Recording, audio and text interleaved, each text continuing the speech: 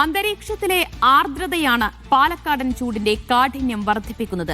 കുറച്ചു സമയം പോലും എസിയോ ഫാനോ ഇല്ലാതെ ഇരിക്കാൻ കഴിയാത്ത സാഹചര്യമാണുള്ളത്.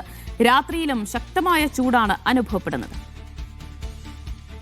പാലക്കാട് നഗരത്തിലും വാളയാർ മേഖലയിലും ചൂട് 40 ഡിഗ്രി വരെ എത്തി. മറ്റ് പ്രദേശങ്ങളിൽ ചൂടിന് നേരിയ കുറവുണ്ട്. അന്തരീക്ഷത്തിൽ തങ്ങി നിൽക്കുന്ന ഈർപ്പമാണ് ചൂടിന്റെ കാഠിന്യം വർദ്ധിപ്പിക്കുന്നതെന്ന് വിദഗ്ധർ പറയുന്നു.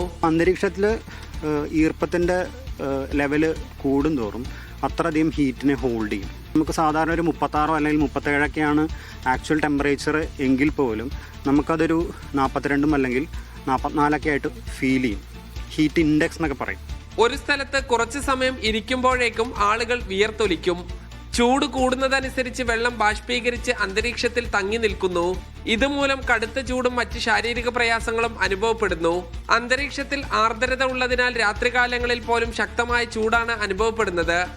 മീഡിയ 1 പാലക്കാട്.